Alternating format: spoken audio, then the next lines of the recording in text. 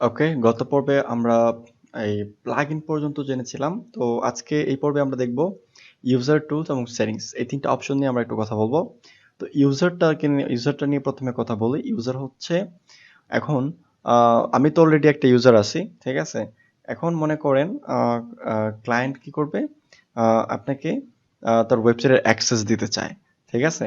এখন সেক্ষেত্রে কি হবে, ক্লায়েন্ট কি করবে, ইউজার আরেকটা তৈরি করে দেন আপনাকে ওইটার অ্যাক্সেস দিবে, তার অ্যাক্সেস নিজের অ্যাক্সেস সে দিবে না, ঠিক আছে। এমনও হয়, তার জন্য ইউজারটা বেসিক্যালি ইউজ হয়।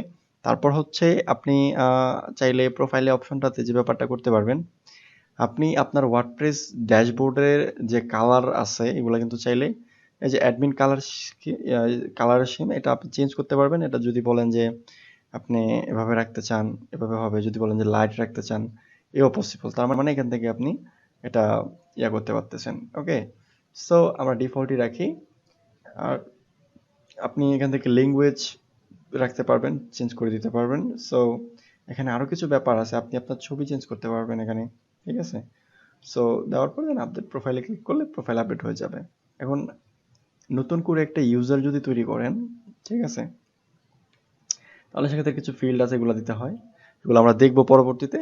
ওকে, তো আপাতত এতটুকু জানেন যে ইউজার দিয়ে আপনি মাল্টিপল ইউজার তৈরি করতে পারবেন।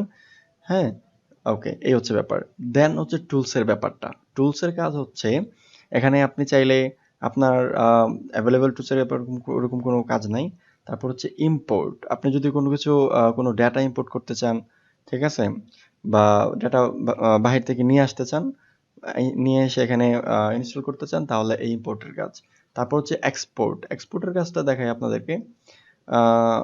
এক্সপোর্টে হচ্ছে আপনি চাইলে ওয়েবসাইটে যতগুলা কন্টেন্ট আছে সব আপনি ডাউনলোড করতে পারবেন, ঠিক আছে। এক্সপোর্ট ফাইলে ক্লিক করলে কিন্তু আপনাকে একটা এক্সএমএল ফাইল দিয়ে দিবে, ঠিক আছে।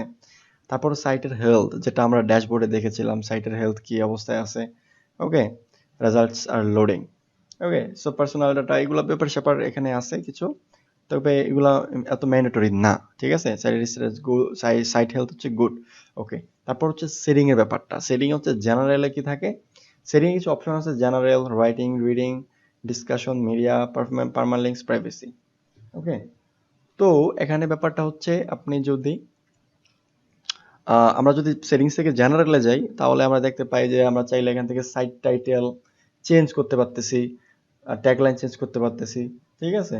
সো মনে করেন আমরা দিলাম সাইট টাইটেল হচ্ছে আমার নাম, দেন হচ্ছে দিলাম যে মনে করেন ওয়ার্ডপ্রেস ডেভেলপার, ঠিক আছে, এটা দিলাম। দেন দেওয়ার পরে যদি আমি আপডেট করি, খেয়াল করবেন যে উপরে টেক্সট নামটা চেঞ্জ হয়ে যাবে। এখন যদি আমি সাইটটা ভিজিট করি, আমার এখানেও নামটা চেঞ্জ হয়ে গেছে। এবার আমি সাইট ভিজিট করি, আমার টাইটেলের দিকে খেয়াল করেন, উপরে এই যে টাইটেল, এটা হচ্ছে রাজু হচ্ছে টাইটেল, আর ট্যাগলাইন হচ্ছে যে হাইফেনের পরে যতটুকু এটা হচ্ছে ট্যাগলাইন, ঠিক আছে। এই হচ্ছে ব্যাপার। সো আমরা চাইলে এটা কাস্টমাইজ করতে পারতেছি। ইভেন আমরা চাইলে হচ্ছে এখানে আমরা সাইট ল্যাঙ্গুয়েজ চেঞ্জ করতে পারি, ঠিক আছে, টাইম জোন চেঞ্জ করতে পারি। তো বাকিগুলা যেভাবে আছে ওভাবে থাকুক, আমরা সেভ চেঞ্জেসে ক্লিক করে দেই। আর হচ্ছে ওকে, সো রাইটিং এর কিছু ব্যাপার আছে। রাইটিং হচ্ছে ব্লগ, মানে কি বলা যায়, ডিফল্ট পোস্ট ক্যাটাগরি কি হবে এগুলো আপনি সিলেক্ট করতে পারবেন এখানে, ঠিক আছে। দেন রিডিং এর ব্যাপারটা হচ্ছে আপনার কিভাবে আপনি আপনার ফ্রন্ট পেজে কোন হোম পেজটা ডিসপ্লে হবে, ঠিক আছে, এটা আপনি এখান থেকে দিতে পারবেন। দেন হচ্ছে এই তো। আর পার্মালিঙ্কের কাজ হচ্ছে আপনার এখানে লিঙ্ক সেট আপ করা, যেখানে, ঠিক আছে। সো স্ট্যান্ডার্ড হচ্ছে এটা, এটা যখন আপনারা কাজ করবেন এটা রাখবেন, ঠিক আছে। সো এই ছিল ব্যাপার। আর এই তো, নেক্সট টিউটোরিয়াল আসা পর্যন্ত আপনারা ভালো থাকবেন, সুস্থ থাকবেন। আল্লাহ হাফেজ।